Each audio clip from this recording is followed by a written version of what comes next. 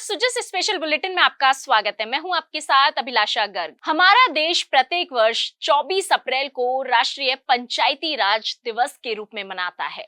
संविधान के 73वां संशोधन अधिनियम 1992 के माध्यम से पंचायती राज के संस्थागतकरण के साथ जमीनी स्तर पर सत्ता के विकेंद्रीकरण के इतिहास में 24 अप्रैल का दिन एक निर्णायक क्षण है, जिस दिन इसे लागू किया गया था। पंचायती राज मंत्रालय हर वर्ष 24 अप्रैल को राष्ट्रीय पंचायती राज दिवस के रूप में मनाता है, क्योंकि इस दिन 73वां संविधान संशोधन लागू हुआ था। पंचायतों के संबंध में भाग 9 पेश किया गया। यह संविधान संशोधन अधिनियम जमीनी स्तर पर एक प्रभावी स्थानीय शासन का शुभारंभ करने वाली हमारी लोकतांत्रिक राजनीति में एक ऐतिहासिक पहल रहा है। इस वर्ष राष्ट्रीय पंचायती राज दिवस का कार्यक्रम मधुबनी, बिहार में आयोजित किया गया। इस अवसर पर प्रधानमंत्री श्री नरेंद्र मोदी ने सभा को संबोधित किया। अपने संबोधन में प्रधानमंत्री ने कहा कि जब तक भारत के गांव मजबूत नहीं होंगे, तब तक देश का तेज विकास संभव नहीं है। उन्होंने बताया कि यही सोच पंचायती राज व्यवस्था की नींव है। पिछले 10 वर्षों में पंचायतों को सशक्त बनाने के लिए कई अहम कदम उठाए गए हैं। तकनीक के माध्यम से 2 लाख से अधिक ग्राम पंचायतों को इंटरनेट से जोड़ा गया है और ग्रामीण भारत में 5.5 लाख से ज्यादा कॉमन सर्विस सेंटर स्थापित किए गए हैं। पंचायतों के डिजिटलीकरण से मृत्यु प्रमाण पत्र, जमीन के रिकॉर्ड और अन्य जरूरी दस्तावेज जैसी सेवाएं अब ज्यादा आसानी से उपलब्ध हो गई है, जिससे ग्रामीण क्षेत्रों में शासन और सेवा वितरण बेहतर हुआ है। विश्वास था कि जब तक भारत के गांव मजबूत नहीं होंगे, तब तक भारत का तेज विकास नहीं हो पाएगा। देश में पंचायती राज की परिकल्पना के पीछे यही भावना है। बीते दशक में पंचायतों को सशक्त करने के लिए एक के बाद एक कदम उठाए गए।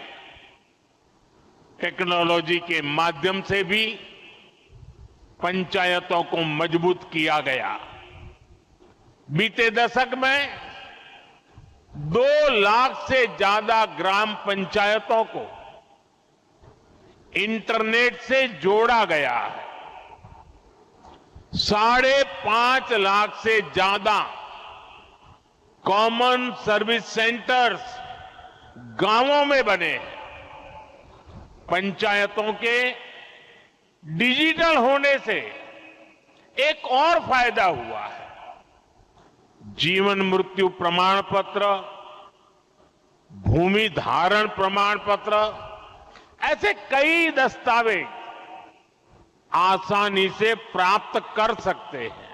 इस अवसर पर केंद्रीय पंचायत राज मंत्री श्री राजीव रंजन सिंह उर्फ ललन सिंह ने मधुबनी, बिहार में आयोजित कार्यक्रम में कहा कि प्रधानमंत्री श्री नरेंद्र मोदी ने अपने 10 वर्षों के शासन में पंचायतों को सशक्त करने के लिए कई महत्वपूर्ण कदम उठाए हैं। सबसे पहला कदम जो पंचायतों को मजबूत करने के लिए उठाया गया, वह 13वें वित्त आयोग की अनुशंसा पर पंचायतों को मिलने वाली राशि में 7 गुना वृद्धि करना था, जिससे पंचायतों को वित्तीय रूप से मजबूती मिली। सशक्त करने के लिए, उसको आत्मनिर्भर बनाने के लिए, उसको स्वावलंबी बनाने के लिए आपने जो पिछले 10 वर्षों में अथक प्रयास किया है, उसका परिणाम आज दिख रहा है और आपका पंचायत और आपका गांव सशक्त हो रहा है। आपके पंचायत के प्रतिनिधि पूरे तौर पर पारदर्शिता के साथ पंचायतों का काम कर रहे हैं।